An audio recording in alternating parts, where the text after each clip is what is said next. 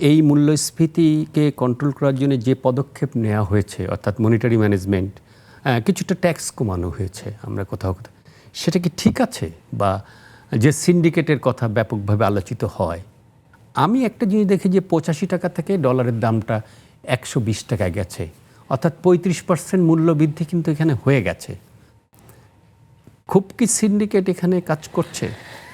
Syndicate আসলে খুব একটা ছোট একটা প্রসঙ্গ আমার কাছে মনে হয়। অনেকে হয়তো বলতে পারে যেটা জনপ্রিয় কথা, আমি জনপ্রিয়তার বিপক্ষে গেলাম, পরে ভেঙে বলছি। এর আগে আমি একটু ইতিহাস থেকে শুরু করি। দেখেন যে এই জুনের বাজেটের উত্তর সংবাদ সম্মেলনে আমার সাথে সাবেক অর্থমন্ত্রী বেশ একটা ক্ল্যাশ হয়েছিল। বলে যে মানে আমি যখন মূল্যস্ফীতির কথা বলেছিলাম, আমি যখন ওনাকে বলেছিলাম যে আপনার মূল্যস্ফীতির কারণে অর্থনীতি ছোট হয়ে যাচ্ছে এবং মানুষ ছোট হয়ে যাচ্ছে অর্থনৈতিক ক্ষমতার বিচারে, তখন উনি আমাকে খুবই মূর্খ টূর্খ বলেছিলেন। বা যাই হোক, আমি ওনাকে শ্রদ্ধা রেখে বলি, আমি কিন্তু তখন জানতাম না যে সরকার পরিবর্তন হবে, বা আমার কোনো উদ্দেশ্যমূলক ছিল না।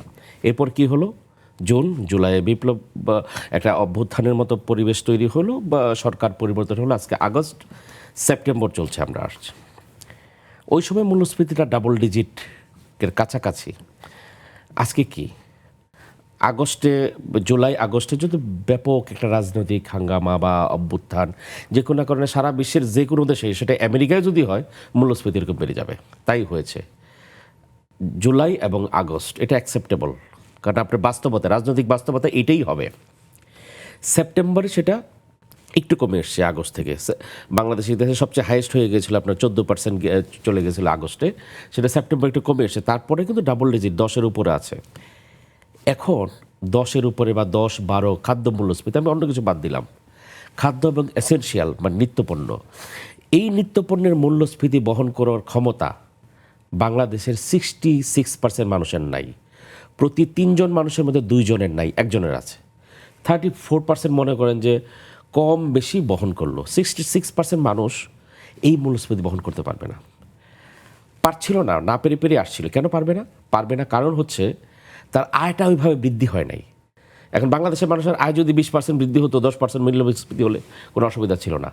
ওই মানে আপনার 66% মানুষের এই সিগন্যালটাই আমার কাছে মনে হয় যে এখনকার যে সরকার প্রধান, তিনি ইকোনমিস্ট।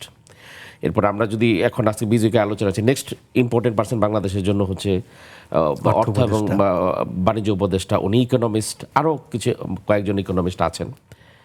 ওনাদের কাছে এই সিগন্যালটা অবশ্যই মানে আমার কাছে মানে চরম অ্যাটেনশন দিয়ে দেখতে হবে। রাজনৈতিক সরকার কিন্তু অনেক কিছু পারে, অনেক কিছু আপনাকে কথা দিয়ে ভুলিয়ে রাখার চেষ্টা করবে, জোর করে ভুলিয়ে রাখার চেষ্টা করবে, ধমক দিয়ে ভুলিয়ে রাখার চেষ্টা করবে, কারণ তার একটা বিশাল বেস থাকে বা ইয়েতে। অরাজনৈতিক সরকারের কাছে প্রত্যাশা বেশি আমাদের, কিন্তু ওনার ক্ষমতাটা কিন্তু রাজনৈতিক সরকারের চেয়ে কম।